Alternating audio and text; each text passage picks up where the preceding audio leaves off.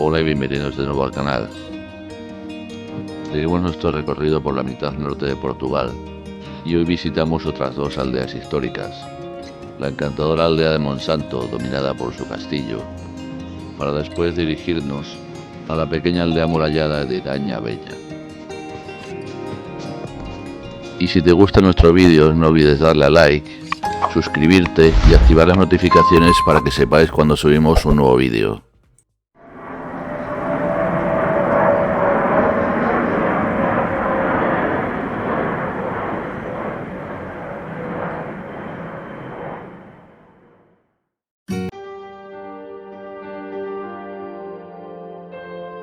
Monsanto, que tiene unos 800 habitantes, como veréis es un lugar singular, teniendo un encanto único,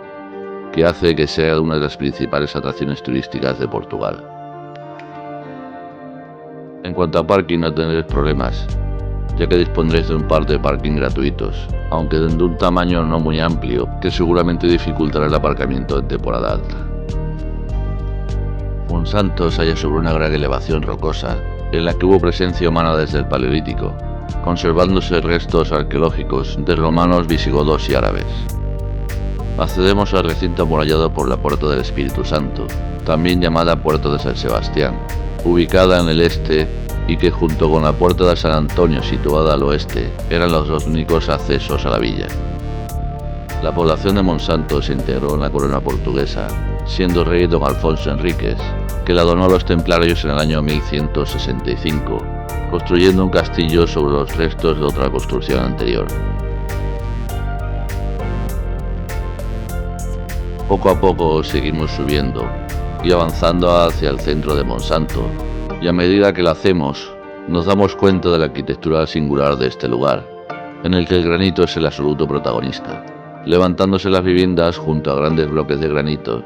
e incluso algunas de ellas debajo de estos bloques, dando como resultado una arquitectura local muy sorprendente. Merece la pena desviarse de las calles principales y admirar esta bonita arquitectura en la que se integran de manera sorprendente la naturaleza y la mano del hombre, lo cual le valió el título de pueblo más portugués de Portugal en el año 1938 y aldea histórica en el año 1995.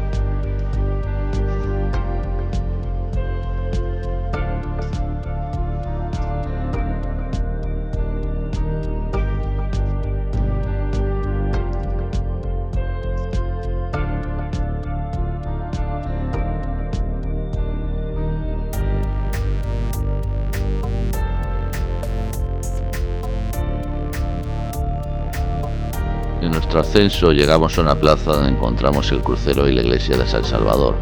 una iglesia de construcción moderna cuyos orígenes se remontan al siglo XV, siendo posteriormente restaurada en el siglo XVIII.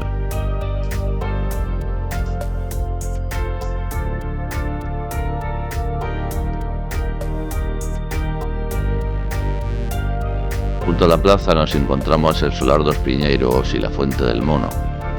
Esta casa es uno de los mejores ejemplos de arquitectura señorial y fue construida en el siglo XVIII en estilo barroco. Destaca la magnífica portada principal con el escudo de armas de la familia y una gran fuente construida en granito, la Fuente del Mono.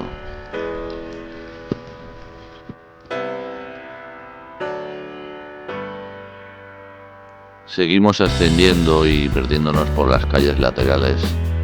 sin dejar de sorprendernos de cómo el hombre ha sabido integrarse con la naturaleza de forma tan bella y práctica,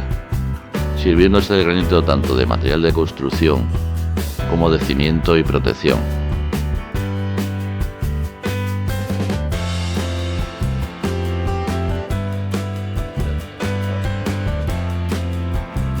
En nuestro camino hacia el castillo nos encontramos un curioso lugar,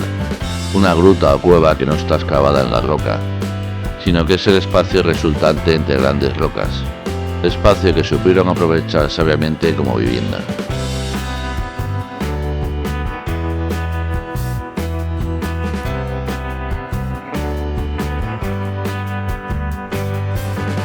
Más adelante, en el mirador del horno, tendremos una gran panorámica de Monsanto, donde vemos cómo se integran las viviendas en el entorno rocoso y del entorno de esta villa situada sobre una colina granítica.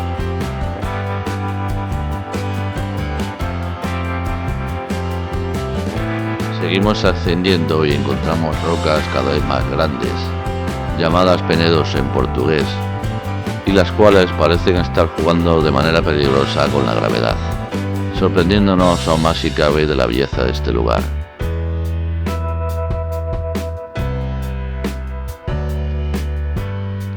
Un rincón curioso son las llamadas furgas o pocilgas,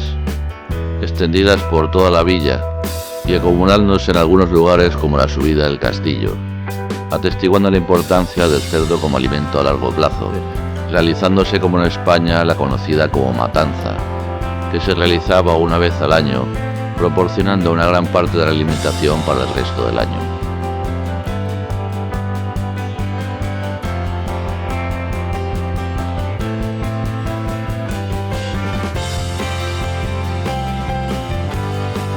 Antes de llegar al castillo nos encontramos con las ruinas del antiguo pueblo de San Miguel, en la que destaca la capilla de San Miguel, y junto a la cual se encuentra una necrópolis, con varias tumbas excavadas en la roca, datadas alrededor del siglo VII. La pequeña capilla de Don Miguel se cree que data del siglo XII, de estilo románico, y fue la primera iglesia parroquial de Monsanto, siendo construida por los templarios al mismo tiempo que el castillo, y utilizándose hasta mediados del siglo XIX.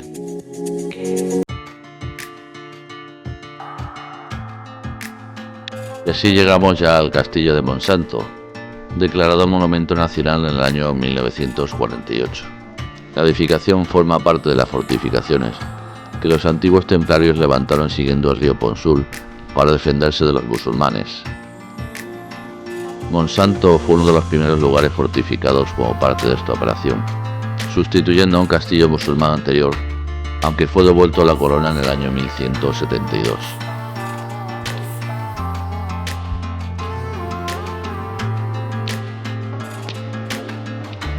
Lo que observamos hoy en día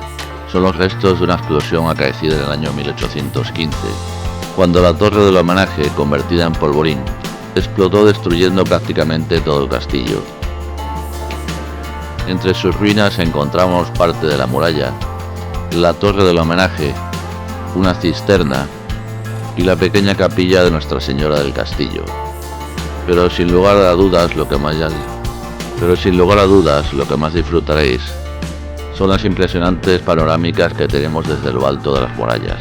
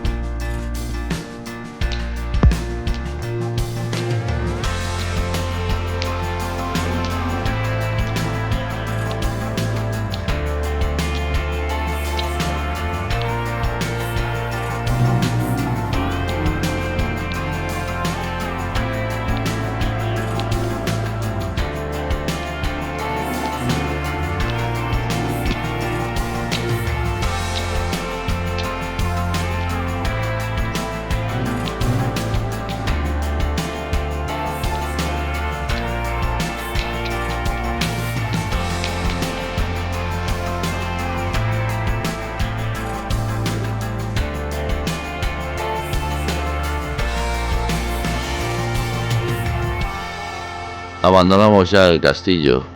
y en nuestra bajada, además de las panorámicas, disfrutamos de más curiosas formaciones rocosas, y en los que la larga presencia humana en estos lugares permitía darles un práctico uso.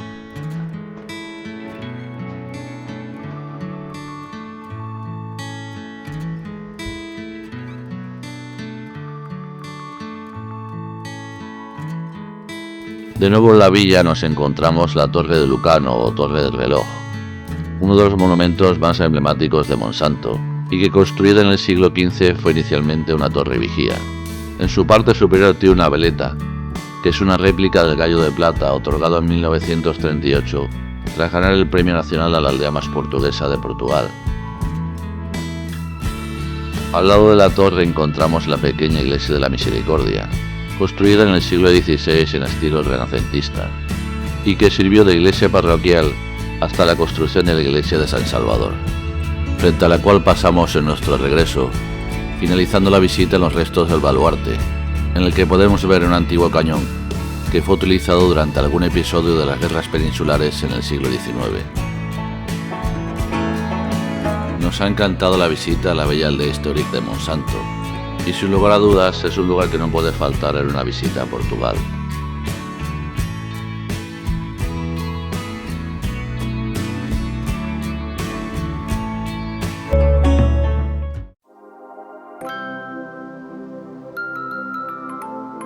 Idaña Bella es una pequeña aldea amurallada con poco más de 60 habitantes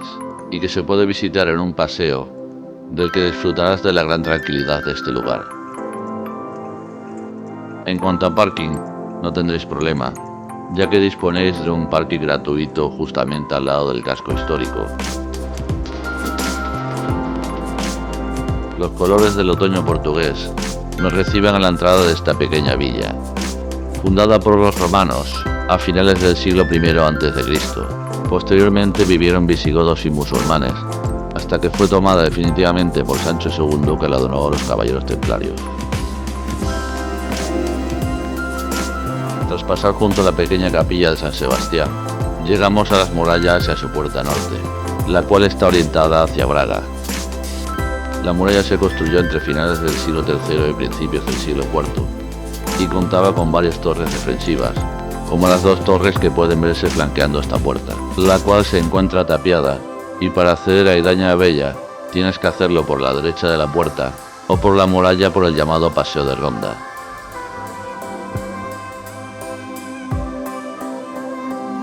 Nosotros lo hacemos por el Paseo de Ronda, y tras bajar la muralla nos introducimos ya en esta pequeña villa,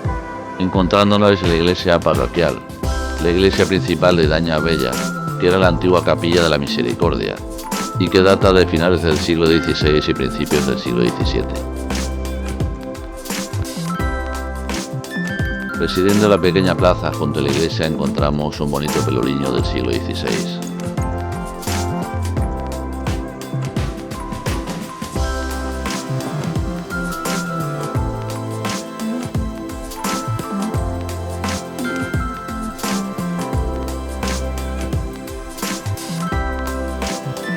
Dentro del recinto amurallado en el sur,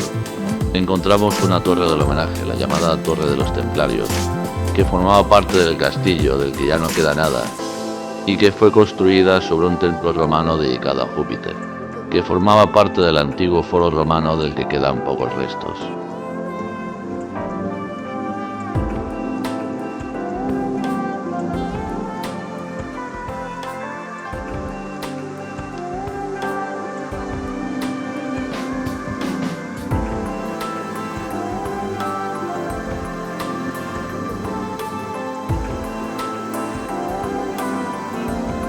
Volvemos hacia el interior y en una pequeña plaza nos encontramos un antiguo lagar de aceite, en el que actualmente se sitúa la oficina de turismo, frente a la cual encontramos el Museo Epigráfico, que cuenta con uno de los conjuntos nacionales más grandes y más representativos de epigrafía romana, recogidos en varias fases de las excavaciones de la aldea. En este museo, de entrada gratuita, podrás ver un total de 86 piezas, que constituyen una gran colección de inscripciones romanas en piedra.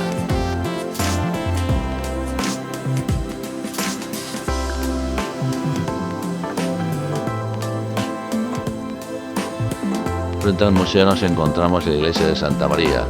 antigua catedral de origen cristiano visigodo, y junto a la cual encontramos una pequeña necrópolis,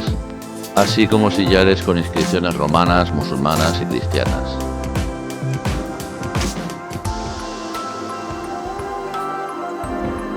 Al otro lugar de la pequeña plaza encontramos el que sin lugar a dudas es el edificio más importante de Idaña Bella, la llamada Casa Marrocos, construida en el siglo XX por la familia Marrocos, la familia de propietarios rurales locales más importantes de la zona. Esta gran casa, que ocupa prácticamente una cuarta parte de Idaña Bella, está basada en una casa anterior que poco a poco fue creciendo, suspendiéndose la obra en los años 50 y dejando los interiores sin acabar, y en cuyo recinto encontramos tanto espacios de apoyo para las labores agrícolas como instalaciones para animales domésticos. Y en Idaña Bella finalizamos nuestra visita a las aldeas históricas de Portugal, pero no nuestra visita a Portugal, del que quedan todavía bonitos rincones por descubrir.